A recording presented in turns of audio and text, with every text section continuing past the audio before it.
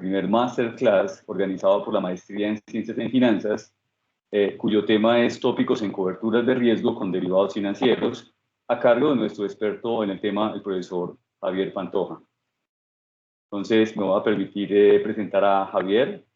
Javier es ingeniero industrial de la Universidad Nacional de Colombia, tiene varios estudios de posgrados, no los voy a enumerar todos, pero destaco que es doctor en administración con énfasis en finanzas de grado dual entre HS de Montreal y EAFIT, y que ha realizado una investigación postdoctoral en Tilburg. Javier es docente e investigador del Departamento de Finanzas desde hace ya un poco más de 15 años. Ha venido trabajando las áreas de riesgo de mercado, sobre todo ha trabajado mucho en el mercado de energía eléctrica, pero también en mercados de commodities. Es también especialista en temas de derivados y de renta fija. En su grado doctoral recibió el Magna Cum Laude y realizó una tesis doctoral titulada 3 ensayos sobre gestión de riesgos en los mercados de energía eléctrica. El profesor Pantoja tiene experiencia en investigación de operaciones en la Universidad de Milán y actualmente está vinculado a Energy Risk, que es el grupo europeo de investigación y consultoría sobre riesgo de energía eléctrica, y puedo, sin temor a equivocarme, referir a Javier como un experto a nivel nacional y a nivel también internacional en temas de mercados de energía eléctrica. Entonces, sin más preámbulos, Javier, este es tu público. Muchas gracias, Diego, y gracias a todos por asistir. Voy a compartir mi presentación y les voy a comentar un poquito sobre lo que voy a trabajar el día de hoy.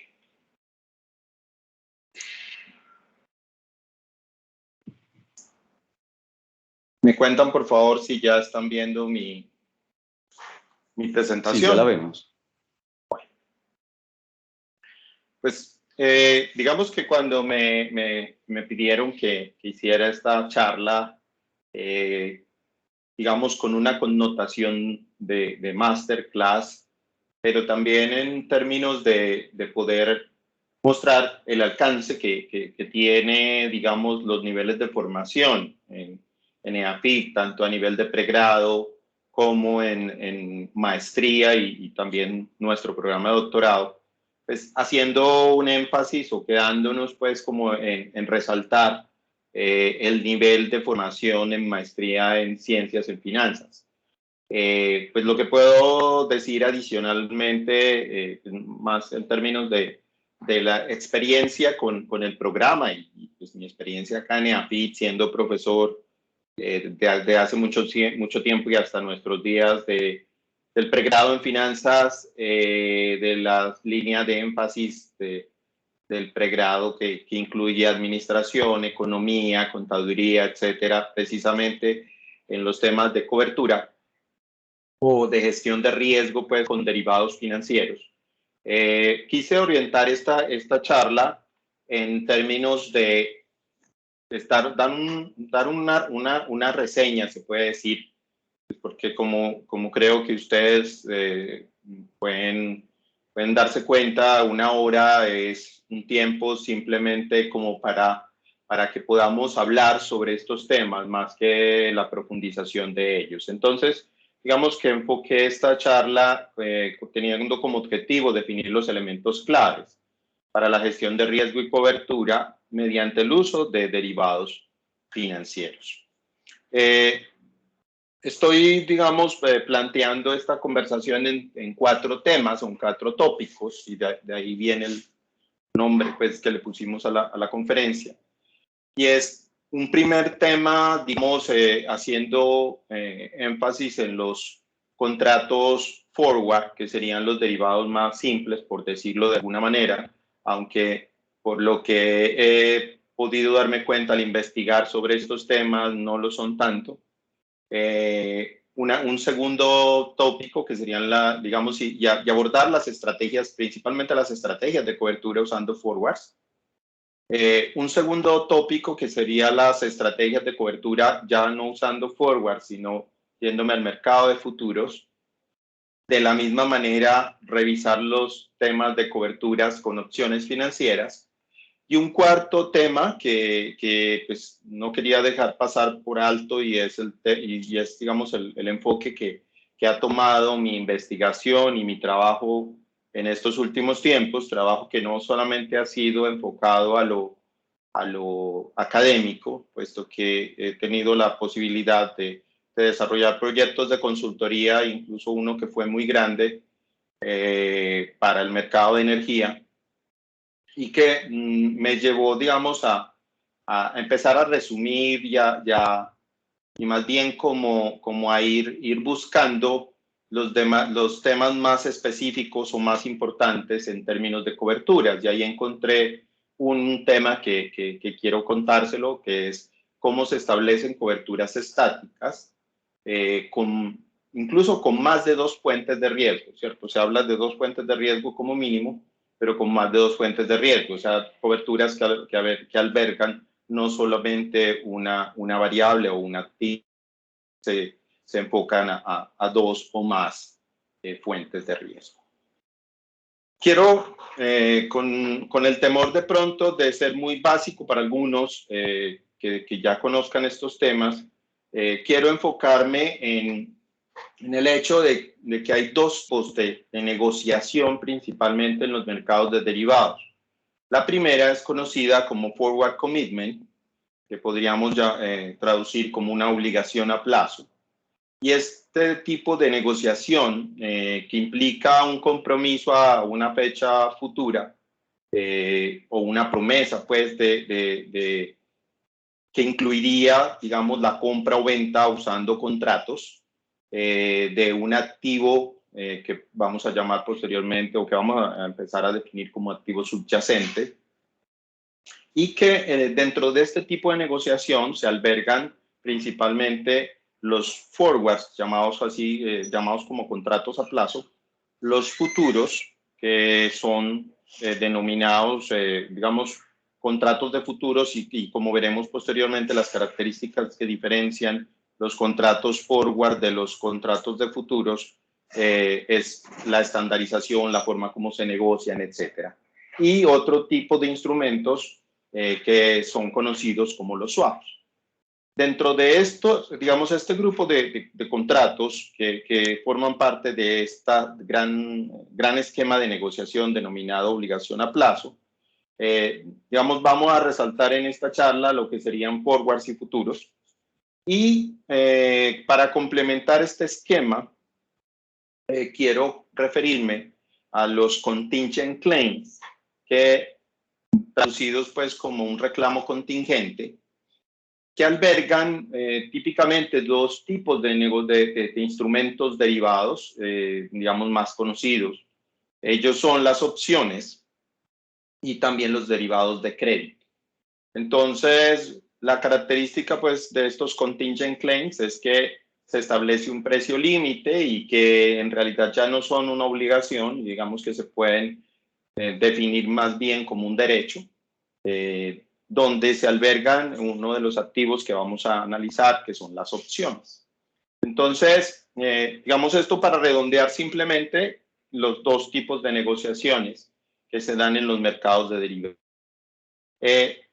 Otra cosa que quiero resaltar es que lo que justifica el mercado de derivados es principalmente, digamos, la incertidumbre medida como, o definida o medida con las diversas medidas de riesgo, valga la redundancia, que se da precisamente porque existe un costo o imposibilidad de mantener inventarios. O sea, hay imposibilidad técnica o imposibilidad financiera de mantener inventarios que mitiguen las fluctuaciones de los precios y cantidades.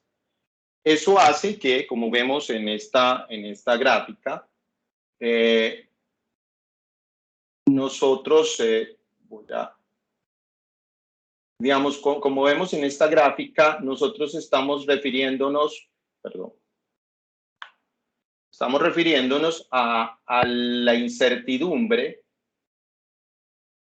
que estaría marcada por las colas de una distribución que se da en una fecha futura, ¿cierto? O sea, es claro, me imagino que para todos, que los mercados de derivados implican negociaciones a plazo. Entonces, eso está la distribución de probabilidad que, dependiendo de la exposición que tenga un agente en el mercado, podríamos decir que está supeditado a cómo se va a comportar el precio en un futuro, y adicional a eso, a cómo se distribuye, y en esto principalmente aparece el tema de las colas gordas. Entonces, cuando nosotros hablamos de las colas gordas, estaríamos hablando pues precisamente de la posibilidad de que existan alzas inesperadas o caídas inesperadas del precio, ¿cierto? Eso hace que los mercados de derivados se usen precisamente, y los instrumentos financieros derivados se usen precisamente para transferir esa exposición, ese riesgo. Y aquí viene el primer concepto pues, que estaría marcando el tema de esta charla, que es la cobertura o hedging, que es que cuando uno hace cobertura, lo que está haciendo es mitigar la exposición que tiene al riesgo, ¿cierto? Entonces, puede mitigarlo con, digamos, en este tipo de casos con contratos forward, o puede hacerlo con contratos de futuros, o puede hacerlo con opciones, o puede hacerlo con un portafolio que combine todos los anteriores. Entonces, en ese sentido, digamos que vamos a analizar estas 4 categorías, ¿cierto? Como les decía hace un rato, nos vamos a quedar en estos 3 tipos de contratos, forward, futuros y opciones. Básicamente es por temas de tiempo. Y quiero resaltar algunas particularidades de estos tipos de contratos. Entonces, empecemos por los forward. Digamos que los forward son definidos como un contrato a plazos con unas particularidades. Digamos, el forward es un acuerdo más de tipo privado, y eso implica que cuando uno firma un contrato de estos, tiene que esperar hasta el vencimiento para ver cuál fue el resultado con respecto al precio que se dio en el mercado sobre el activo que uno está cubriendo. Y que dependiendo de cómo se plantearon estas negociaciones en el mercado, uno puede realmente ver si realizó una buena cobertura. El tema de los forwards es que hay un elemento que es importante, y es que, pues como yo no puedo modificar, o sea, yo firmo una posición o firmo un contrato a una fecha posterior, una fecha o a un plazo, y no puedo hacer modificaciones sobre él, pues a excepción de que haga, digamos, nuevos contratos. Lo que ocurre es que yo quedo muy expuesto con lo que va a suceder en el mercado, ¿cierto? Entonces eso hace que los tratos forward tengan unas implicaciones particulares. Simplemente pues como para entrar dentro de estos elementos básicos, las notaciones, normalmente hablamos que hay 2 tipos de forward, y que dentro de las posiciones que se hacen o de las negociaciones que se hacen con los forward, yo puedo tener o una posición larga o una posición corta. O sea, quiero ir en corto, quiere decir que voy a ir a vender, o quiero ir en largo, quiere decir que voy a comprar. En ese sentido, cuando yo estoy negociando los derivados, yo tengo que fijarme cómo se comporta el mercado, puesto que quien compra o quien hace una posición larga va a ganar al alza, y quien hace una posición corta en el forward va a ganar a la baja, ¿cierto? Entonces, la exposición del comprador estará más en función de la exposición que se da sobre el comportamiento futuro del precio, estará más en la cola derecha, pues digamos, las tendencias alcistas, y la exposición del vendedor estaría en la cola izquierda, o sea, las tendencias bajistas. Y eso define las negociaciones forward que se darán digamos, o la característica que va a dar en este tipo de negociaciones de contratos a plazo. Ya explorando el tema de coberturas, créanme que este es un tema bastante discutido, entendiendo también que los contratos forward son de los más utilizados. Por ejemplo, en nuestro medio existen 2 contratos forward muy famosos, que son los contratos forward sobre tasa de cambio, y los forwards sobre energía llamados contratos bilaterales. Entonces, explorar las coberturas usando forwards, digamos que parte desde un ejercicio que podríamos llamar sencillo, simplemente pensando en el mercado, y aquí me voy a tomar la libertad de revisar esto, digamos, usando la plataforma de Bloomberg. Me dicen, por favor, si siguen viendo mi presentación, porque estoy cambiando pues como de un lado a otro. Entonces, miren, por ejemplo, que este es el comportamiento de la tasa de cambio. Estoy obviamente cogiendo la tasa de cambio en Colombia y como podemos ver, ha fluctuado mucho, ¿cierto?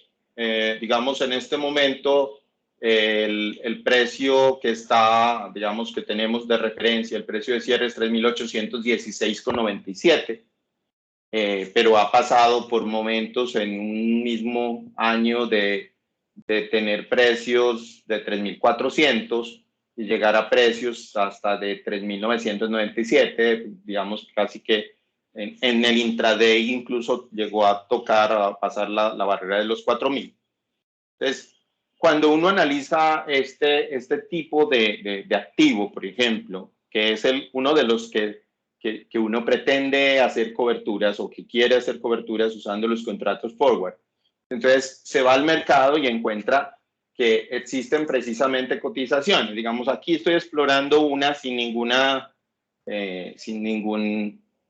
presunción o sin, digamos, aleatoriamente busqué en el mercado lo que se estaba viendo hoy. Y miren que se están dando, pues sobre el spot que se está dando, el spot en términos de la cotización BIT está en 3.808 y en términos de la cotización ASK está en 3.820, en el cual digamos, se está moviendo, por ejemplo, este agente financiero. En este caso estoy cogiendo simplemente una cotización de muchas, que es la de Credit Corp Capital. Y lo que vemos es cómo a partir del punto spot, tengamos en cuenta pues que lo estamos analizando hoy 17, pero las negociaciones de forward siempre son temas 2. Entonces, digamos, aquí nos aparece la referencia de precio spot para estos contratos y nos da las cotizaciones en puntos, que también están aquí al lado en los forward para cada vencimiento, ¿cierto? Entonces, hoy está 3.816, pero el mercado nos está ofreciendo, por ejemplo, a 3 meses, a 3.829, y es que yo voy a vender, porque esta es la cotización BIT que están haciendo, y a 3.847 si es que yo voy a comprar. Entonces, cuando vemos eso, digamos, otra pregunta que uno se hace es, bueno, yo quiero usar estas negociaciones, estas cotizaciones que me está ofreciendo el mercado. Ese es uno de los tipos de negociaciones que me están haciendo y cuál va a ser mi rendimiento o cuál va a ser mi resultado. Entonces, en ese momento vamos a encontrar que, por ejemplo, cada una de estas cotizaciones en realidad obedece o está relacionada con un rendimiento implícito, que para muchos es conocido como la devaluación implícita. Entonces, cuando vemos estos puntos del rendimiento implícito, por ejemplo, en este momento en general, me dice que para un mes está de 1.95, 1.96, 2 meses 1.95, o sea, cae un poquito de un mes a 2 meses, después 3 meses 2.39, y esto nos muestra, digamos, el rendimiento que se obtendría si yo en un momento determinado quiero hacer esa cobertura. Entonces, entrando, digamos, poniendo eso como punto de discusión. Entonces, digamos, las coberturas, aquí estoy simplemente mostrando un ejemplo de eso que vimos allá en el mercado. Las coberturas nos ofrecen, digamos, varias cotizaciones en términos del plazo. Digamos, esta es la referencia spot, 3 meses, 6 meses, 9 meses, 1 año, etcétera. Este es un ejemplo que fue dado el 4 de agosto. Lo que veíamos ahorita sí es en tiempo real, el día de hoy. Y entonces uno dice, bueno, quien quiera cubrirse con contratos forward, ¿qué tiene que hacer? ¿Cierto? Lo simple o lo básico sería, listo, llame a un banco, llame a una empresa financiera y fije una posición en el mercado. Normalmente son forward non-delivery. Y lo que usted hace es, pues, digamos, en cierta forma, creerle a la estimación que está haciendo esa entidad, ¿cierto?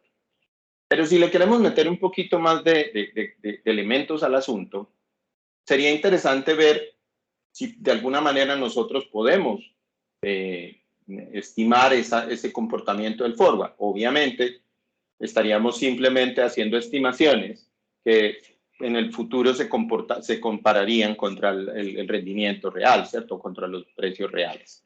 Entonces, en ese caso, digamos, ya metiéndole un poquito el cuento y ahí sí diciéndoles, por ejemplo, a los muchachos que aspiran a entrar a estudiar la maestría en finanzas, pues a los muchachos, a las personas, porque en eso no hay edad, les diría, bueno, ¿no? Le podemos meter un poco más si me permite la expresión, un poquito más de carne al asunto y podemos hacer una estimación, digamos, desde el tipo de movimiento browniano geométrico usando una distribución log normal. Alguien dirá, ¿qué es todo eso? Pues no, es simplemente empezar a ver cómo se puede comportar el precio con algo que es conocido como caminatas aleatorias. En esta primera estimación, pues yo digo, mu es como se ha comportado el dólar, pues en este caso, si lo que queremos es estimar eso.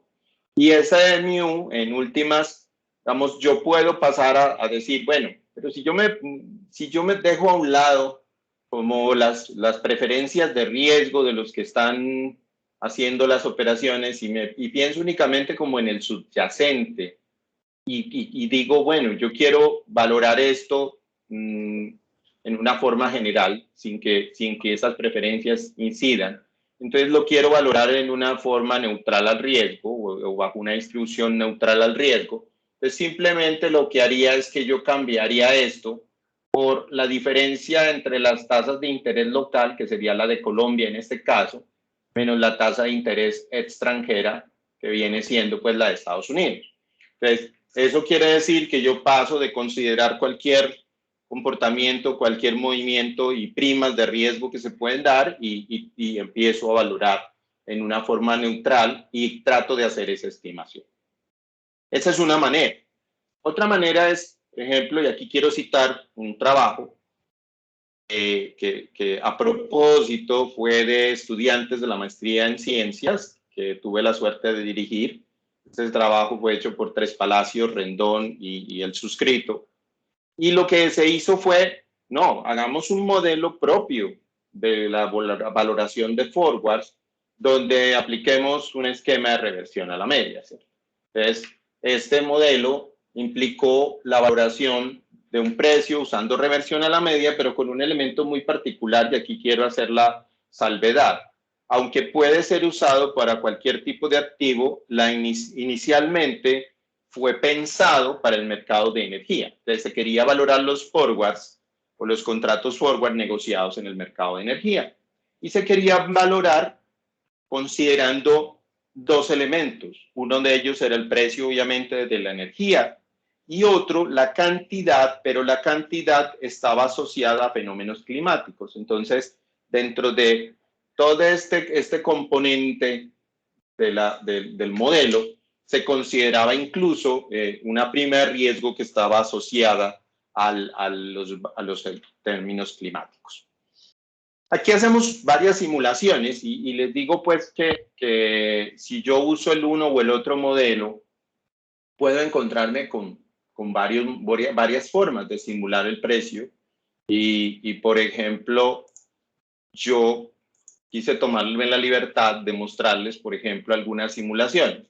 Digamos, esta simulación del precio forward que estaba partiendo entre 1816, como lo vimos que está funcionando hoy, usa el modelo de movimiento browniano. Y vemos que si analizamos esto, nos está dando un movimiento que va desde 3.700, etcétera, hasta 3.889. Si yo, digamos, y voy a hacer simplemente y rápidamente, pues porque el tiempo nos apremia, una comparación en donde haga un forward, una simulación sencilla del forward, aquí obtendré una simulación donde me pone el precio medio y dice que va a variar entre 3.780 y 3.920. Obviamente me estoy fijando en la volatilidad, me estoy fijando en cómo se comportó el dólar, ¿cierto? Pero si yo quiero hacer ya una modelación un poco más, digamos, ya metiéndole el movimiento browniano, por ejemplo, entonces la simulación y incluso me muestra que hay mayor posibilidad de movimiento, ¿cierto? Miren, por ejemplo, esta es la simulación que se está dando y dice que podría llegar hasta por acá a 2.900 y podría subir hasta 5.000. Cosas como estas, y si a eso ya le metemos en la reversión a la media que les hablaba, es el modelo de Tres Palacios, Rendón y Pantoja, y lo vemos con más detalle. Miren que hay un comportamiento que va entre 3.740 y 3.865. Obviamente esta es una simulación de muchas posibilidades.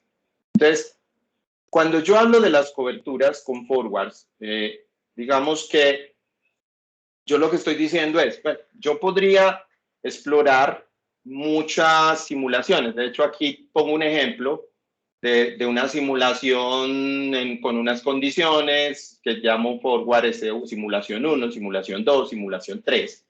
Pero me encuentro con un factor que es importante y es que si ustedes analizan y alcanzan a ver, por ejemplo, aquí cogí un caso donde la simulación comparado con el spot real, por ejemplo, el spot real medio en un periodo actual se dio como 3.704.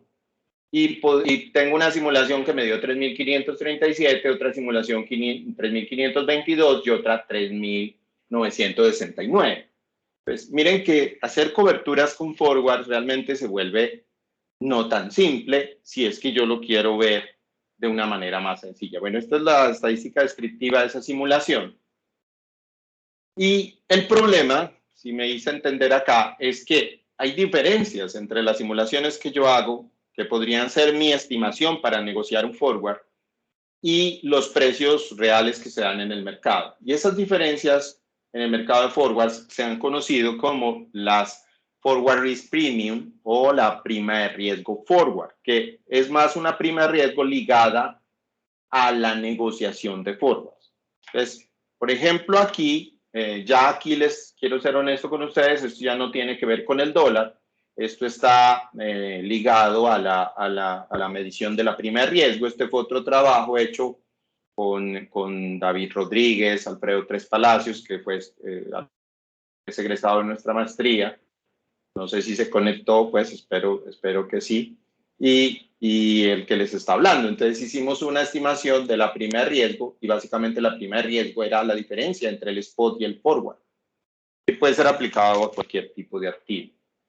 Y en el caso particular de la energía, encontramos que había una relación muy directa entre lo que era el forward o la negociación de estos contratos con el clima, con los fenómenos climáticos.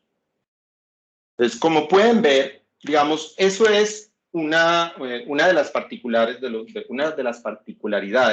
los contratos forward. Para ver en una estructura a plazo la negociación de los forwards, vamos a ver que yo aquí negocio el forward, digamos aquí se firma el forward, este sería el momento T0 y este sería mi vencimiento. Este es un forward, esta gráfica representa un forward, está tomado de un artículo de Fritten y Lemming en el 2003, que analizó qué ocurría con las negociaciones de los contratos forward, en este caso sobre electricidad, y qué pasaba con las entregas que se hacían cuando la negociación era un plazo largo y obviamente no se iba a entregar todo en un momento T+1, sino que se negociaba para seguir recibiendo día a día o periodo a periodo lo que se había negociado en el forward. Entonces, por ejemplo, aquí vemos como particularidades del forward que esta negociación que se hace aquí queda exactamente igual hasta el momento del vencimiento, independiente a cómo se van negociando los forwards posteriores o a cómo se negocia el precio spot o cómo se da el precio spot en la realidad, y que eso implica que ya cuando yo he negociado este contrato y ya en la recepción del activo, yo voy a tener periodos en los que voy a perder comparado el precio que estoy pagando contra el precio que pagaría en el mercado y otros en los que voy a ganar. Eso implica principalmente la fluctuación de las primas de riesgo. Entonces, esta es una negociación.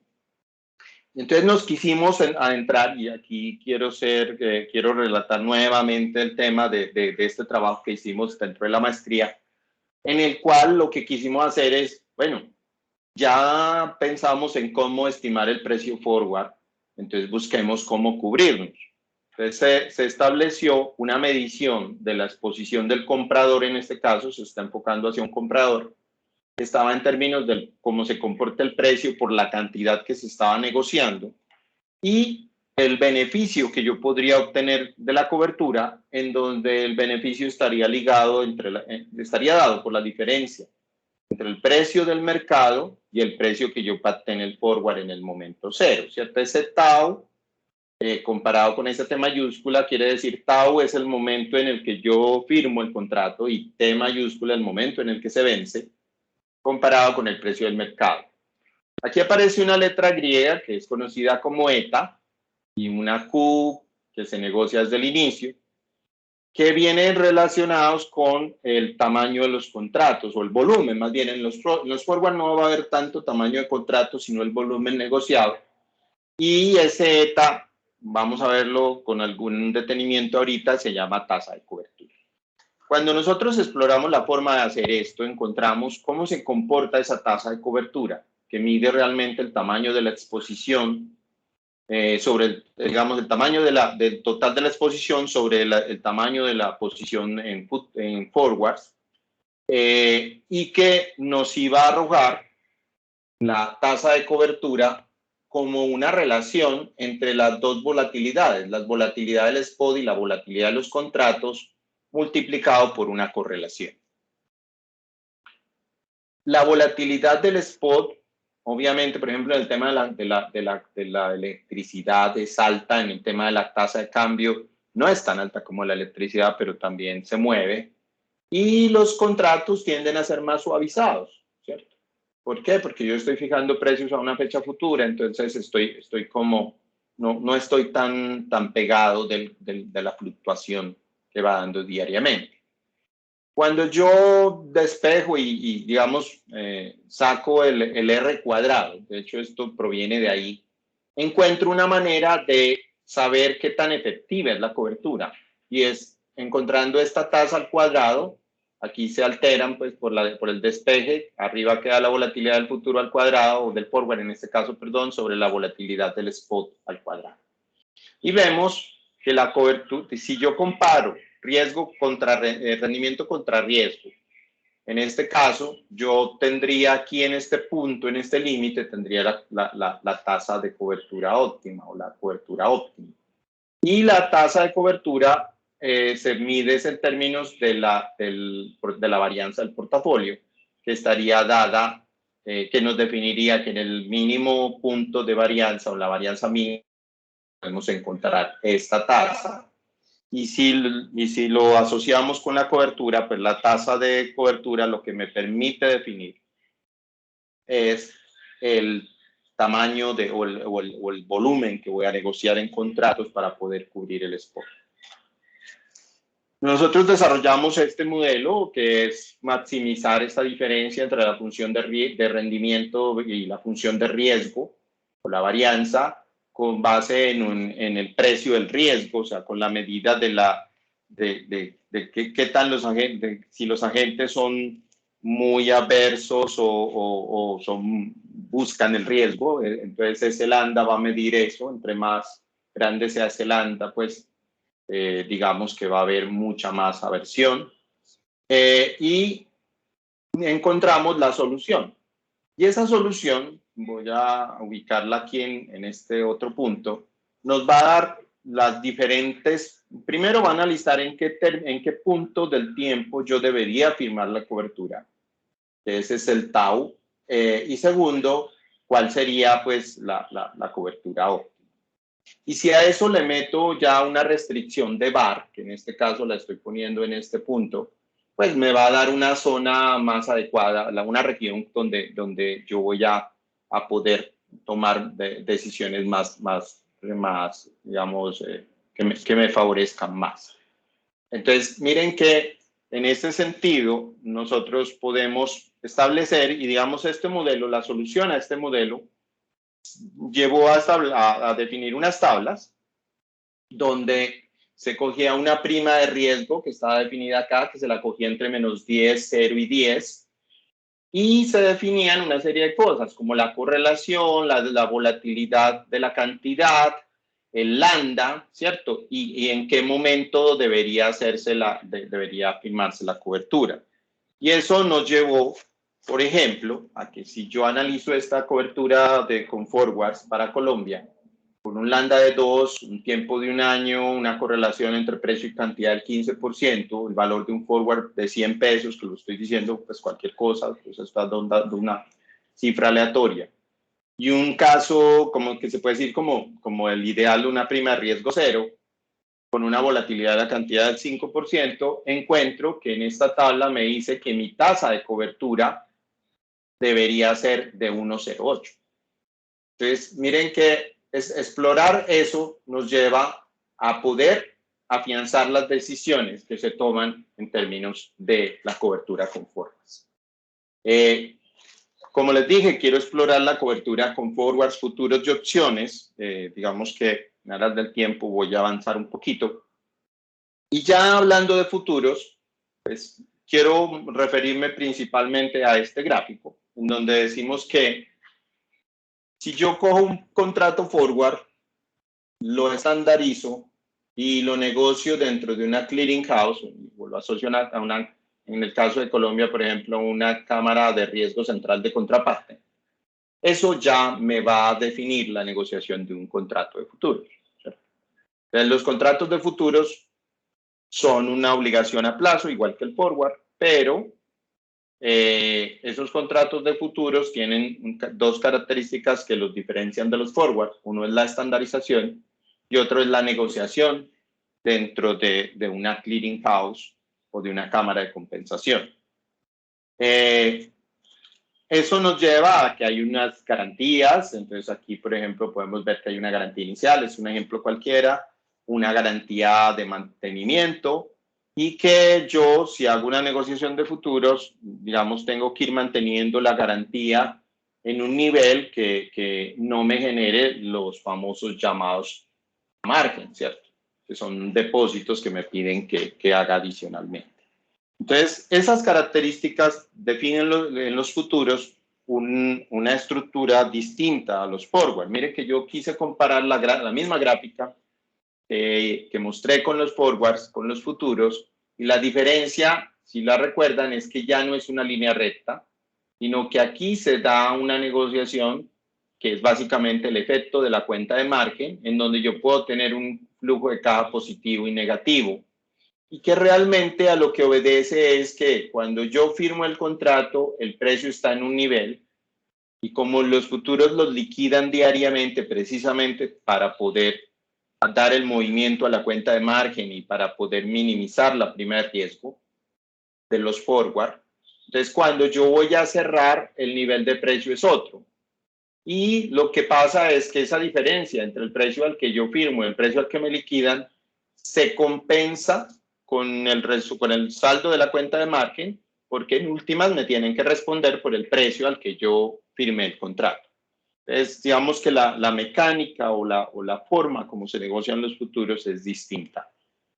Y aquí puedo ver también que si yo comparo la forma como se comportan los futuros, los forwards, por ejemplo, si paso de un forward anual a un forward de menor plazo, entonces voy a ver que en realidad el futuro, que es la línea negra, como lo vemos, tiene muchas más posibilidades de movimiento que un forward anual, que sería simplemente este, o que un forward estacional, que sería este. Entonces, miren que eso permite, esos ajustes, esas liquidaciones, permiten que el riesgo de contraparte se minimice por medio de la cuenta de margen. Aquí vemos las dos gráficas, donde se ve claramente la diferencia entre una negociación de forwards y una negociación de futuros. Entonces, cuando vemos eso, encontramos que hay dos maneras como los futuros se pueden mover. Una que es conocida típicamente como contango y otra que es conocida como backwardation o mercado invertido. Y lo que hace referencia a esto es la comparación de cómo se comportan los precios de los futuros contra el precio spot. Entonces, en unos casos el precio spot está en el bajo y los precios de los futuros van al alza, que es lo que llamamos contango. Es un hecho que es muy atribuible, por ejemplo, al oro. Y en otro es lo contrario, el precio del nivel spot es alto y los precios de los futuros van bajando. Eso muestra dos condiciones de mercado que en el caso de los commodities, por ejemplo, es muy específica y define muy bien cómo se negocia. La forma de valoración, no me voy a detener aquí, pero cada activo tiene una renta y un costo asociado cuando se valoran los precios de los futuros. Y hay un elemento, sobre todo ligado a los commodities, que es el famoso rendimiento de conveniencia, muy asociado a la negociación de los futuros. Y este elemento implica que cuando precisamente los precios spot están muy altos, y esto está ligado a negociación de commodities, que son activos físicos, pues el mercado lo que muestra es que es un fenómeno que puede ser atribuido a la escasez, y la escasez hace que el precio spot o el precio actual suba, pero que los contratos de futuros empiecen a bajar porque lo que se piensa es que ese comportamiento al alza va a cambiar en algún momento y dependiendo del activo más pronto que tarde. Entonces eso muestra, por ejemplo, este es un ejemplo de la medición del rendimiento de conveniencia, donde la línea oscura es el rendimiento de conveniencia. Esto fue medido sobre el cobre, esto fue un trabajo real. Y la línea sombreada o lo que está detrás es el nivel de inventarios de cobre. Pues pueden ver que cuando el inventario de cobre está muy alto, o sea, hay alta disponibilidad, el rendimiento de conveniencia cae, y al contrario cuando hay escasez. Entonces, este es un elemento muy asociado, por ejemplo, a la negociación de futuros. Dicho esto, quiero mostrar el tema de la cobertura con futuros. Y aquí es importante resaltar digamos, los principios de la cobertura, ¿cierto? Y es que cuando yo estoy haciendo, y sobre todo en el caso de los futuros, que tienen asociado un elemento ahí, que no lo tienen los forward, y es conocido como el offsetting, que es que yo puedo cerrar anticipadamente las posiciones. Digamos que yo lo que estoy buscando es cómo compensar o mitigar lo que pasa con el precio de un activo en un momento determinado cuando estoy pensando en negociaciones de ese activo en una fecha futura. Y yo uso la cobertura para poder fijar un precio desde el momento T0 que, digamos, menos hacer presupuestos con conocimiento de lo que me va a costar, independiente de cuánto vaya a ser el precio en una fecha futura. Entonces, vamos a ver que hay coberturas que a veces se logran en forma perfecta, y es cuando la incertidumbre del precio se elimina por completo y el coberturista sabe con certeza cuál será el flujo de efectivo. Eso se podría llamar mitigación total, y podríamos decir que eso tiende a ser como un poquito ideal. Y la otra, que es una cobertura parcial, en la cual la incertidumbre del precio se reduce, pero no se elimina por completo. Esta puede ocurrir más comúnmente, creería yo, que la primera. Otros elementos que debo considerar, sobre todo en la cobertura con futuros, es qué cantidad de activos está sujeta a pérdida, o sea, en cuáles activos estoy expuesto, cuándo se acumularán las pérdidas, o sea, cuando los precios aumentan o disminuyen. Eso es básicamente saber qué tipo de exposición tengo, si al alza o a la baja. saber con qué contrato de futuros me puedo cubrir. O sea, esta pregunta puede sonar como muy poco apropiada, porque uno dice, ¿cómo no vas a saber con qué futuros? Uno piensa que los contratos de futuros que va a usar son los futuros cuyo subyacente es el que me está generando la exposición. Pero hay veces en que yo no necesariamente o no puedo usar ese subyacente porque ni siquiera hay futuros sobre él. Entonces tengo que usar otro activo y lo que hace que yo escoja ese otro contrato de futuros que tiene otro subyacente está altamente correlacionado con el activo que yo quiero cubrir. Y la última pregunta es ¿cuántos contratos debo hacer? O sea, ¿cuántos necesitaría? Y aquí sale un elemento que es importante, que es el tema de la base. La base es la diferencia entre el spot y el futuro. Hay una base inicial donde yo sé cuál es la diferencia entre el spot hoy y el futuro que estoy firmando. Hay una base final que es cuánto es el precio del futuro al que cierro contra el spot de ese momento. Y la base al final debe ser 0 si el activo a cubrir es el mismo activo subyacente a los futuros. O sea, lo que decía hace un rato. O sea, obviamente tiende a ser mucho más fácil cubrir la base perdón, un activo con su mismo futuro, o sea, siendo el subyacente de un contrato de futuros. Y cuando no es 0, la base final quiere decir que existe riesgo de base. Últimas a dificultar un poquito la cobertura. Bueno, esto es para una posición de compra, pues yo espero pagar el futuro que negocio y yo voy a cerrar. Entonces, cuando voy a cerrar, digamos, queda negativo el precio actual y va a ser, digamos, positivo el precio al que cierro. Y al contrario, en el caso de la posición corta, ¿cierto? Entonces, por ejemplo, en el caso va a ser el precio spot al vencimiento menos el futuro al que cierro, menos la resta del futuro al cierre, menos el futuro al que firmé, lo cual queda como la diferencia entre el ST menos el precio al que cierro más el F0. De la misma manera, pero ya no como un pago, sino como un precio recibido, sucede con la cobertura corta. Y hay un elemento importante y es que el riesgo de base es menor para los activos de inversión y es mayor, o sea, hay mucho más riesgo de base para los commodities o materias primas, ¿cierto? Si el riesgo de base se fortalece, un coberturista que va en corto se va a beneficiar y lo contrario si se debilita. Aquí voy a poner rápidamente dos ejemplos que son, aquí estoy mostrando en el gráfico de arriba el S&P 500 y los futuros con vencimiento en diciembre del S&P 500. Y en la parte de abajo, el maíz, el índice spot del maíz en Illinois contra los futuros en Chicago con vencimiento también en diciembre. Entonces miren que este color naranja son los futuros y este es el spot. Entonces aquí podemos ver un caso en el cual el spot es superior a los contratos de futuros. O sea, en este caso, por ejemplo, el maíz está presentando backwardation. Entonces miren que la base, que sería la diferencia entre los dos, va a ser menor en el contrato sobre el S&P 500 y su spot que en el caso del maíz. Entonces eso es un punto que importa mucho a la hora de hacer coberturas. Hay dos tipos de coberturas, estática y dinámica.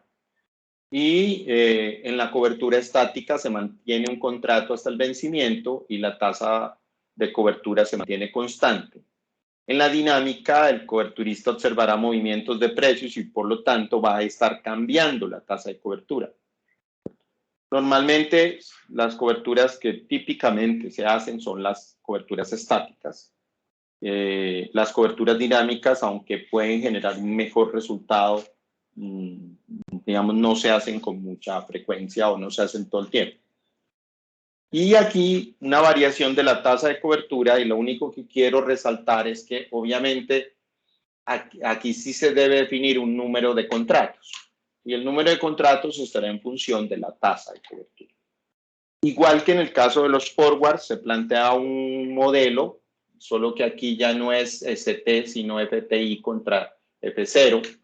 Y esa diferencia nos va a decir, digamos, el resultado que va a obtener. El ETA, que es la tasa de cobertura, la combinación de estos dos nos va a dar el número de contratos, y esta que sería la exposición spot que tienen los coberturistas con contratos de futuros. Un modelo similar al que usamos para los forwards. Y, por ejemplo, usando unos portafolios de acciones, digamos, aquí se está cogiendo, está mostrando los dos, el de tangencia y el de mínima varianza, se buscó, digamos, estas vendría siendo los diferentes portafolios que se pueden conformar y la frontera eficiente, y se buscó hacer la cobertura, y aquí quiero resaltar el resultado de la cobertura después de usar ese modelo contra el portafolio, y es que la línea azul o la distribución azul viene siendo la distribución de pérdidas y ganancias del que no se cubre, y la roja lo que hace el coberturista. Digamos, como no es tan, a primera vista uno dice, bueno, la azul es más dispersa, la roja es un poco menos dispersa, pero hay que medirlo de alguna manera. Entonces, para eso se usó la medida de VAR al 99%, y se encuentra que el VAR es de 96.95 para la no cobertura, o sea, estaría como por acá, y para el que se cubre es de 98.72, o sea que viene estando como por acá. ¿Eso qué quiere decir? Eso quiere decir que la cobertura lo que me permite es minimizar la pérdida más probable, es más, me quita ese escenario de pérdidas, y ese sería el objetivo de la cobertura. Vemos ahí los dos resultados. Y quiero resaltar algo que es muy importante en las coberturas, y es que la distribución importa. Entonces aquí quiero, digamos, un tema que con los muchachos de la maestría en ciencias se trabaja mucho, es todo este tema de las distribuciones. Y aquí podemos ver que no es lo mismo una distribución con varianza histórica que una distribución normal con varianza condicional. Si comparamos lo empírico contra lo esperado, lo teórico, en una QQ plot o una quantile plot. Y si yo ya veo, por ejemplo, si cambio la distribución, encuentro, por ejemplo, que la distribución T-Student me permite poder estimar un poco mejor las colas. Si yo quiero ser mucho más estricto con este tema, pues me entraré en la teoría del valor extremo y analizaré la cola con alto nivel de profundidad. Y eso me va a permitir tener una mayor claridad de lo que voy a hacer en una cobertura. El último tema, pregunto, ¿me puedo pasar unos 10 minuticos, Diego, Luzma? Sí, profe, tranquilo. Sí, claro, adelante. Sí, pues qué pena con no cumplir el tiempo, pero bueno, quiero terminar el tema. Entonces, digamos que voy a ir rápidamente con esto. Los contratos de opciones, como bien sabemos, definen unas opciones de compra y unas opciones de venta. En este caso, vemos cómo se comporta una opción de compra o una opción call, como para resaltar, pues la opción de compra siempre va a ganar al alza, y ya no es un forward commitment, sino un contingent claim. O sea, quiere decir que yo ya en la opción, por ejemplo, esto de aquí ya no viene hacia acá, o sea, no voy a perder si el precio baja, por ejemplo, sino que yo fijo un límite que es este punto X que llamamos precio strike, o precio X o K normalmente llamado, y yo, si el precio no sube por encima del K, simplemente no hago el contrato, pero obviamente tengo que pagar una prima, y eso hace que la línea punteada descienda y se vuelva la línea roja, mostrando el efecto de la prima, con unos límites que van entre el valor mínimo que puede tomar la opción, que es este valor, ese sub 0 menos K por E a la menos RT, y el valor máximo, que es el precio del activo. Entonces, los contratos de opciones están fluctuando en esos rangos. Lo mismo podríamos analizar para las opciones de venta. En este caso cambia la expectativa, porque yo quiero es que el precio baje. Entonces, pongo el límite y si el precio baja gano y si el precio sube ya no ejerzo y se reduce en términos de la prima que pago y como límites de los precios de las opciones tenemos K por E a la menos RT menos S sub 0 como precio mínimo y el valor K, o sea el precio strike como precio máximo que lo estaríamos viendo acá en esta otra gráfica. Entonces, dicho eso y dicho que nosotros partimos, por ejemplo, con las opciones europeas en una paridad que hace que las opciones call y put, digamos, se compensen en dos portafolios que tienden a ser iguales si no hay posibilidades de arbitrar, pero que si eso se mueve nos presentan posibilidades de arbitraje. Existen unos factores o unos parámetros más bien, que son los que voy a enfocar en términos de la cobertura. Y esos factores o parámetros son típicamente el precio del activo, que si vemos con los dos tipos de opciones, las opciones europeas y las opciones americanas, siendo estas las opciones de tipo europeo y estas las de tipo americano. Entonces vemos cómo cada uno de estos parámetros o tiene una variación directa, o sea que si el uno sube, él también sube, o tiene una variación inversa. Entonces cada uno de estos parámetros, o sea, el precio strike, el precio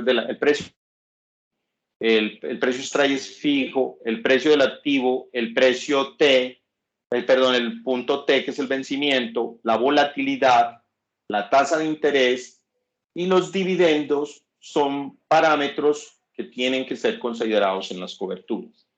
Eso nos lleva a las famosas coberturas griegas. Y siendo así como muy gráfico, por decirlo de alguna manera, las coberturas griegas representan una manera numérica como yo puedo, digamos, controlar, si se quiere, cada uno de esos parámetros. Entonces, por ejemplo, hay una cobertura que la llamamos de desplazamiento del subyacente. Y esa cobertura, que es la famosa cobertura delta, lo que hace es ver qué pasa con el precio de la opción si cambia el precio del activo. Hay otra cobertura que se puede hablar más que desplazamiento de aceleración, y es de la aceleración del desplazamiento del precio, que es la representación de gamma, que podríamos llamar también la variación de esa delta. Otra que está relacionada con la volatilidad implícita del mercado, que es denominada vega. Otra con el tiempo de maduración, que es θ. Y la última con los tipos de interés, que es la que ρ.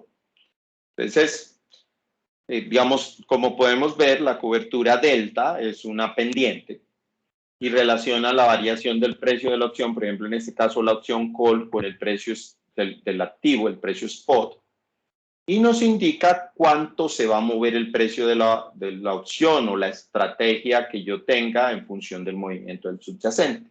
Entonces miren que es muy importante porque nos permitiría balancear los portafolios en función del movimiento del precio del activo. La siguiente cobertura es una cobertura conocida como gamma, que decía que era la de aceleración. Y gamma nos mide el cambio de delta. Podríamos decir que gamma es el delta de delta. Gamma se encuentra el punto máximo en las opciones ATM, o sea, at the money, o sea, a dinero, y disminuye para las opciones fuera de dinero y en dinero. O sea, disminuye hacia estos lados de acá y de acá. Y lo que podemos decir es que permite ajustar la variación. Es bueno o es importante tener presente que la cobertura gamma varía en términos del vencimiento. Y curiosamente es más grande la gamma de un corto plazo, por ejemplo, de 3 meses, que de 9 meses. Y vemos la línea negra contra la línea verdecita. Y también podemos decir que varía de acuerdo a la volatilidad. Con alta volatilidad, la gamma es baja, porque en la fórmula está en el denominador, y con baja volatilidad gamma es alta. Y ya la combinación, digamos que es conocida como gamma hedging, que es combinar gamma y delta, ¿cierto? Y es, por ejemplo, si a mí me dicen que delta es 0.6, quiere decir que en un portafolio de 1000 acciones, yo solamente con el 60% puedo cubrir los movimientos, pero si gamma es 0.04 o 4%, entonces quiere decir que la suma de las dos darían 0.64 y que eso haría que yo con el 64% del portafolio pueda cubrir. Después viene la cobertura teta. Teta es el ratio o tasa de depreciación del valor del contrato a medida que transcurre el tiempo desde T0 hasta el vencimiento. Estaba incrementando a la fecha de expiración y por otra parte la variación de la volatilidad también afecta el resultado de teta. O sea, mayor volatilidad, mayor valor de teta y viceversa. Pues, no quiero enredarlos con todas estas fórmulas, pero esta sería la manera de calcular teta.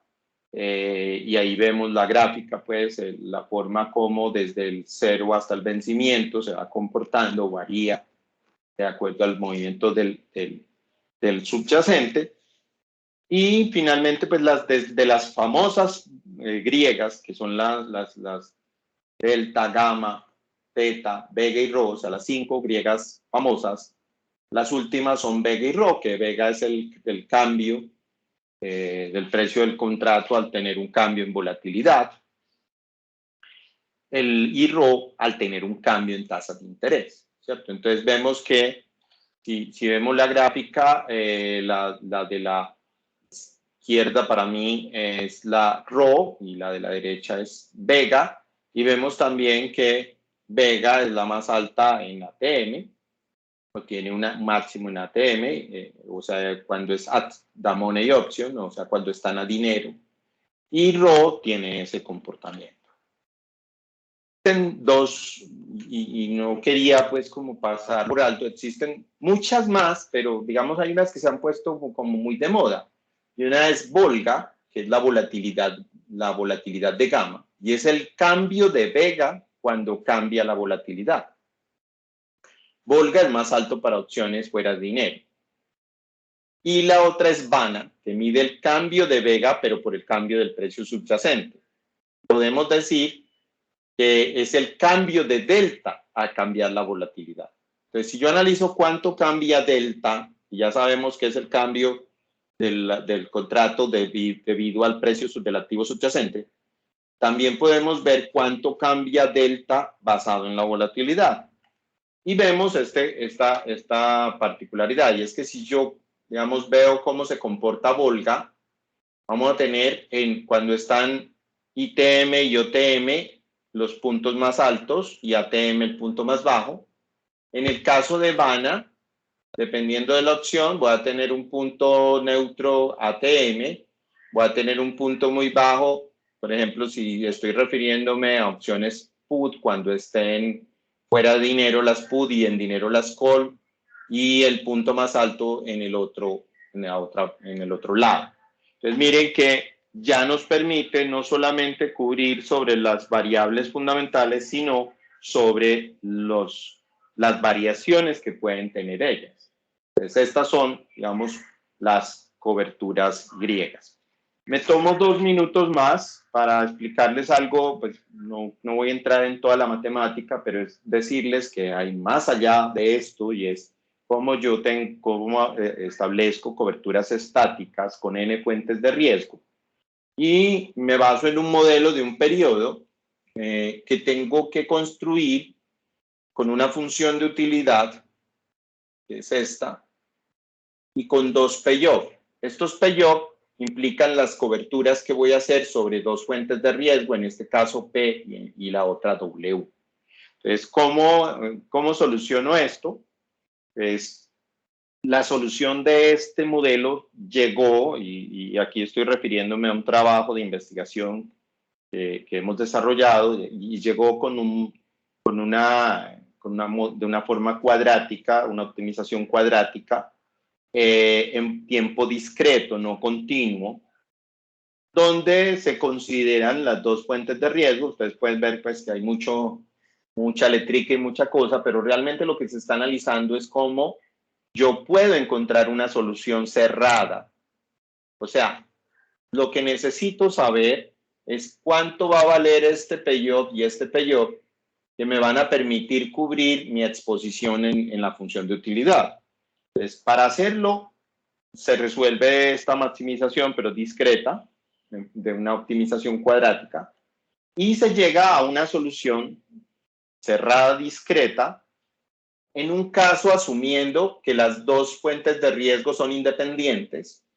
Esta sería la solución para esa independencia. XP es el payoff sobre la variable P y XW sobre la otra variable. O sea, la cobertura que haría sobre P y sobre W. Y ya otra que implica, pueden estar correlacionadas, bajo, medio, alto, no importa. Y yo encuentro la solución cerrada para poder hacer esa cobertura. Y llego a esta solución en donde si yo me cubro sobre precio, realmente el ejercicio fue hecho sobre precio y clima, porque el clima permitía cubrir las cantidades. Entonces la línea azul es el esquema sin cobertura, que acá en los cuantiles podemos ver que con mucha posibilidad de perder.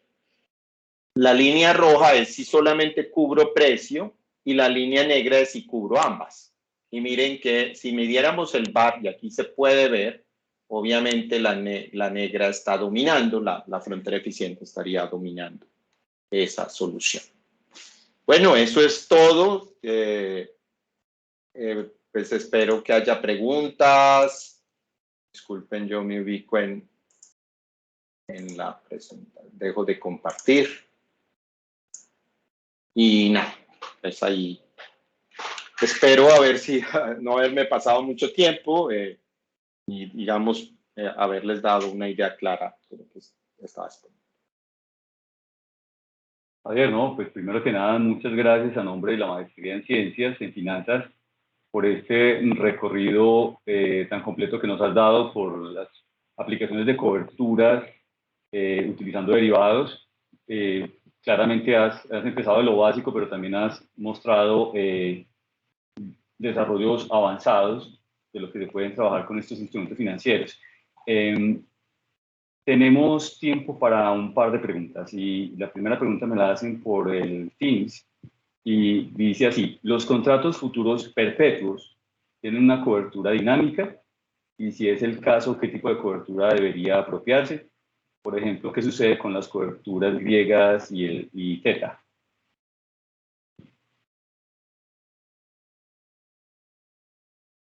Perdón. Estás silenciado. Sí, ya. Pues miren, yo diría que la cobertura dinámica, empecemos por algo, y es que es el sentido que tiene hacer la cobertura, y es que yo quiero cubrir una exposición de tal suerte que yo pueda, digamos, generar un beneficio en la posición en los futuros que me permita cubrir las pérdidas, digamos, esa sería la teoría básica, pues, que me permita cubrir las pérdidas en mi posición o mitigar mi exposición. En ese sentido, aunque en la práctica no conozco un contrato de futuros perpetuo, yo lo que podría decir es que los contratos de muy largo plazo, pues si quiero un resultado real y que me permita cumplir el objetivo de la cobertura, pues yo creería que debería ir rebalanceando e ir haciendo cierres periódicos dentro de ese contrato. O sea, la ventaja del futuro, que yo lo mencionaba, es que uno puede hacer upselling, o sea, que uno puede cerrar la posición y liquidar. Entonces, no es raro que yo haga un rollover de la posición, o sea, que vaya haciendo el rollover de la posición, lo cual implicaría más una condición de cobertura dinámica, aunque aclaro que las condiciones de una cobertura dinámica deben ser definidas desde el inicio. Más bien, yo entiendo la cobertura que se haría en ese caso como un portafolio de coberturas estáticas que replican la cobertura dinámica. No sé si me hago entender en ese sentido. De pronto en la práctica, más que contratos futuros perpetuos, lo que habría es como un permanente rollover de diferentes Exacto. contratos. Ujú. Es hacer el rollover de la posición, o sea, ir haciendo el collar, por decirlo así. ¿Y cómo afecta, por ejemplo, pues esa griega teta que está ligado? Yo creo que, pues, si yo estoy cerrando, digamos, o sea, estoy haciendo el rollover, yo creo que es mucho más práctico que coja esos TSUI más que el T mayúscula, o sea, el punto donde hago el cierre de la posición como mi referente para la cobertura teta, porque si no tendría, de pronto podría hacer alguna figura con un vencimiento más largo, pero perpetuo es demasiado, pues a no ser que lo hagas en forma teórica, pero una de las cosas que yo he visto en la práctica es que la gente quiere soluciones que de verdad se puedan implementar más que se llenen en términos de ecuación. Muy bien, Javier. Muchas gracias. Tengo otra pregunta. Por el WhatsApp me preguntan cómo hace una empresa para decidir si toma cobertura con futuros o con forward, por ejemplo, en el caso de tasa de cambio.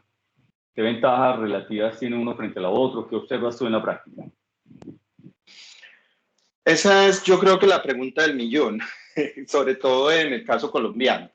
Digamos, me lo hablan sobre tasa de cambio. El problema, por ejemplo, en el tema de tasa de cambio es que realmente en el mercado de futuros, el mercado de derivados, los futuros sobre la tasa de cambio nuestra, colombiano, no son tan líquidos. Entonces, digamos, ya si hablamos de otro tipo de divisas y si ya me voy al mercado americano, yo creería que puedo tener mayores posibilidades y en ese sentido yo preferiría la cobertura con futuros en el sentido de que el problema que tienen los forward es que tú tienes un horizonte de tiempo en el cual no puedes, digamos, alterar tu decisión que tomaste inicialmente en la cobertura y te vas a ver supeditado a unas primas de riesgo que te pueden favorecer o te pueden perjudicar.